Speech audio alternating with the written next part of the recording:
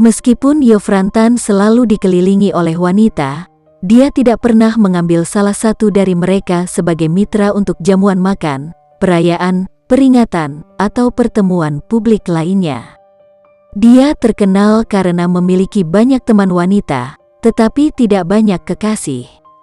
Mungkin dia tidak menyukai gagasan terikat oleh suatu hubungan, tetapi dalam hidupnya, yang hanya memiliki 2 kekasih dan identitas keduanya tidak diketahui.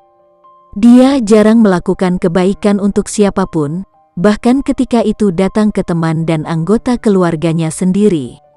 Satu-satunya orang yang dengan senang hati dia dengarkan adalah kakak laki-lakinya karena Yofran sangat mengaguminya. Nah, disitulah kamu salah, Vi. Kakakku mungkin keras kepala, tapi dia akan mendengarkanku jika nyawa adik kesayangannya diselamatkan olehmu.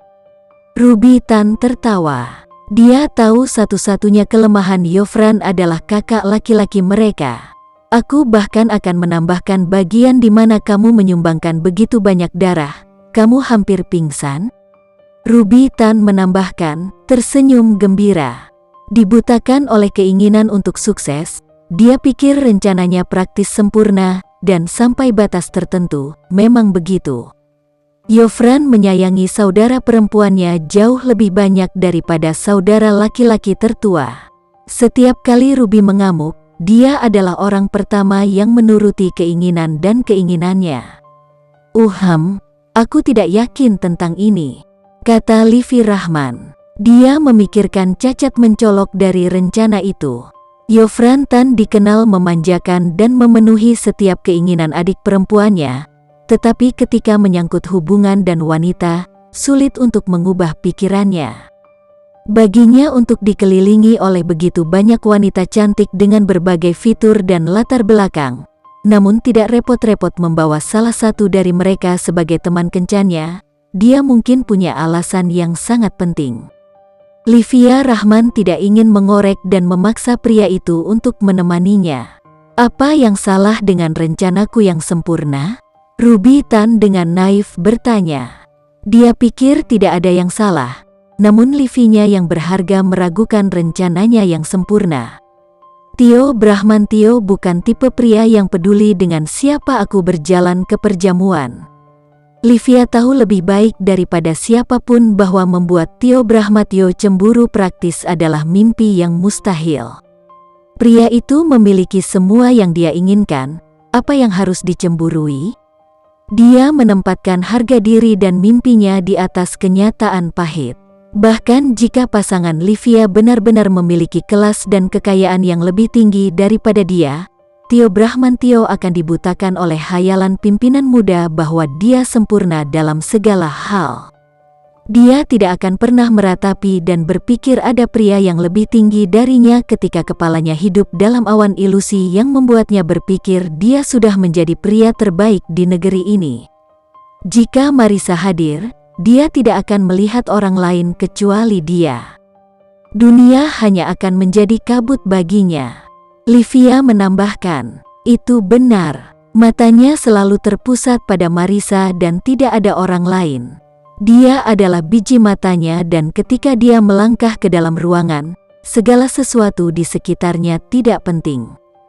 Kisah cinta mereka benar-benar melamun dan sesuatu yang berjalan keluar dari dongeng klise. Tapi apa yang bisa dikatakan Livia? Itu adalah kebenaran yang sederhana dan tak terbantahkan. Lagi pula, aku sudah melupakannya. Suara tekad Livia pecah di akhir.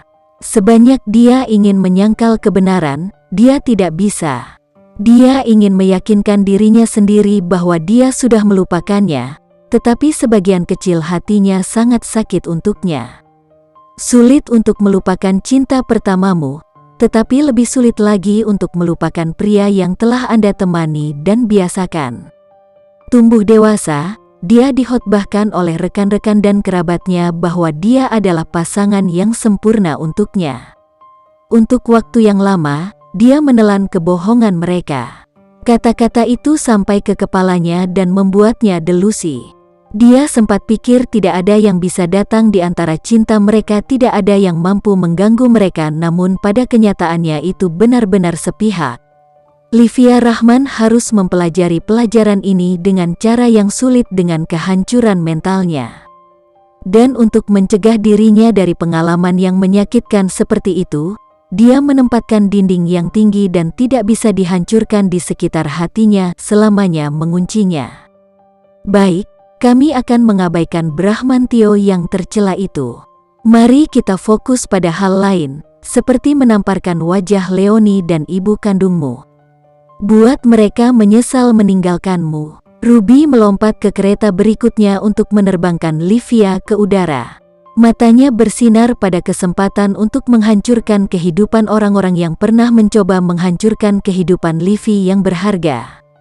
Apa yang dilakukan keluarganya sendiri padanya sangat kejam. Bagaimana darah bisa begitu tipis bagi mereka?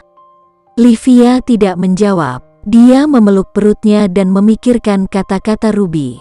Sementara Livia tenggelam dalam pikirannya, Ruby-tan mengeluarkan ponselnya. Livia tidak memperhatikannya karena dia pikir Ruby sedang menelusuri buku kontak desainernya untuk mencari gaun. Tapi kemudian dia melihat Ruby-tan dengan marah mengirim SMS kepada seseorang dengan kilatan nakal dan jahat di matanya. Livia menyipitkan mata dan hampir tersentak saat mengetik pesan pada kontak orang itu. Kau tidak, oh ya, aku melakukannya. Ruby-tan dengan senang hati menyanyikan kalimatnya. Kamu anak nakal, kamu benar-benar mengirim SMS ke kakakmu.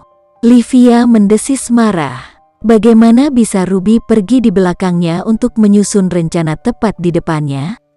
Mengapa dia tidak mempertimbangkan bahwa Livia tidak ingin menjalankan rencananya? Ruby terkikik, nyaris tidak menyembunyikan senyum cerahnya. Suatu hari Anda akan berterima kasih kepada saya atas kesempatan luar biasa ini. Dia bertepuk tangan dengan gembira. Atau suatu hari Anda akan terbangun di bawah air di Kuba. Livia bergumam, dengan marah menyilangkan tangannya. Tiba-tiba, sebuah notifikasi berbunyi, dan Ruby-tan mengeluarkan ponselnya.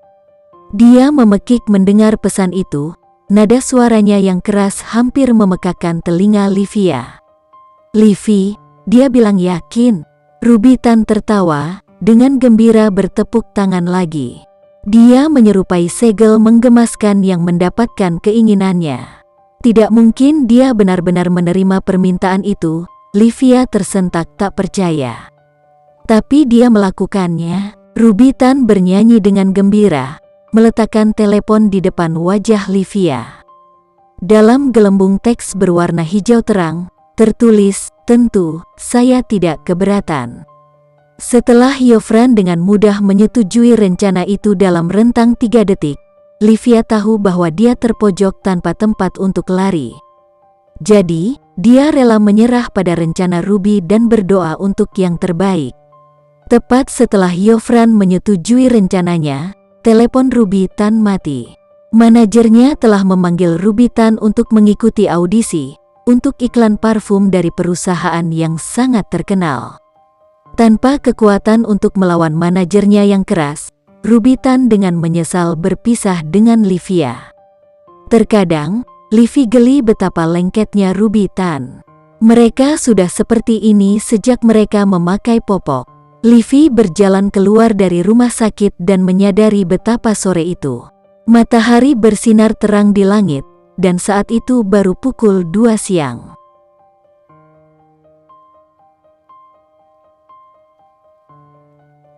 Sekian dulu ya video kali ini, kita lanjutkan lagi videonya di lain waktu. Oh iya, bagaimana menurut kalian? Semoga bisa sedikit menghibur kalian semua. Untuk teman-teman yang baru nonton, jangan lupa subscribe ya, hehehe. Dan kalau teman-teman ada yang ingin gabung langganan, bisa langsung gabung saja untuk dapat fitur yang menarik dan sedikit membantu Mimin. Terima kasih banyak sudah menonton, sampai jumpa lagi, bye.